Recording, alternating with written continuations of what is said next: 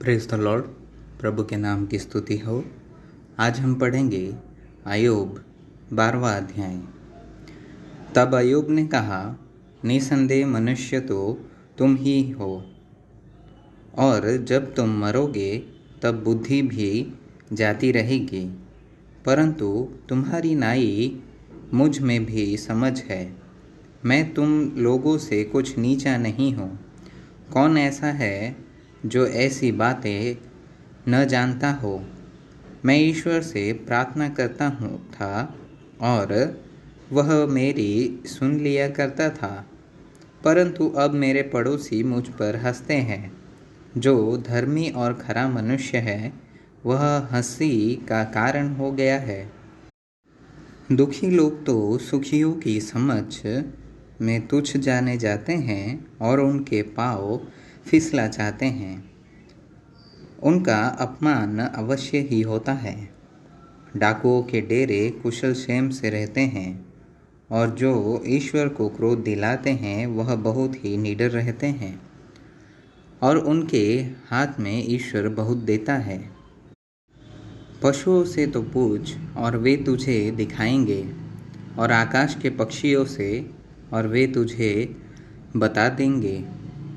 पृथ्वी पर ध्यान दे, तब उसी से तुझे शिक्षा मिलेगी, और समुद्र की मछलियाँ भी तुझसे वर्णन करेगी। कौन इन बातों को नहीं जानता कि यहोवा ही ने अपने हाथ से इस संसार को बनाया है। उसके हाथ में एक एक जीवधारा का प्राण और एक एक देहधारी मनुष्य की आत्मा भी रहती है। जैसे जीभ से भोजन चखा जाता है, क्या वैसे ही कान से वचन नहीं परखे जाते? बूढ़ों में बुद्धि पाई जाती है, और दीनी लोगों में समझ होती तो है। ईश्वर में पूरी बुद्धि और पराक्रम पाए जाते हैं। युक्ति और समझ उसी में है। देखो, जिसको वह ढा दे वह फिर बनाया नहीं जाता। जिस मनुष्य को वह बंद करे वह फिर खोला नहीं जाता। देखो, जब वह वर्ष को रोक रखता है तो जल सूख जाता है, फिर जब वह जल छोड़ देता है तब पृथ्वी उलट जाती है। उससे सामर्थ्य और खरी बुद्धि पाई जाती है। धोखा देने वाला और धोखा खाने वाला दोनों उसी के हैं। वह मंत्रियों को लूटकर बंधुआई में ले जाता और न्यायियों को मूर्ख बना देता है।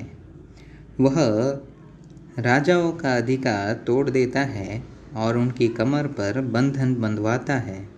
वह याजकों को लूटकर बंधुआई में ले जाता और सामर्थियों को उलट देता है। वह विश्वास योग्य पुरुषों से बोलने की शक्ति और पुण्यों से विवेक की शक्ति हर लेता है। वह हाकिमों को अपने अपमान से लादता और बलवानों के हाथ ढीले कर देता है। वह अंधियारे की गहरी बातें प्रकट करता और मृत्यु की छाया को भी प्रकाश में ले आता है। वह जातियों को बढ़ाता और उनको नाश करता है। वह उनको फैलाता और बंधुआई में ले जाता है। वह पृथ्वी के मुख्य लोगों की बुद्धि उड़ा देता और उनको निर्जन स्थानों में, जहाँ रास्ता नहीं है, भटकाता है। वे बिन उजियाले के अंधेरे में टटोलते फिरते हैं, और वह उन्हें ऐसा बना देता है कि वे मतवाले की नाई डगमगाते हुए चलते हैं।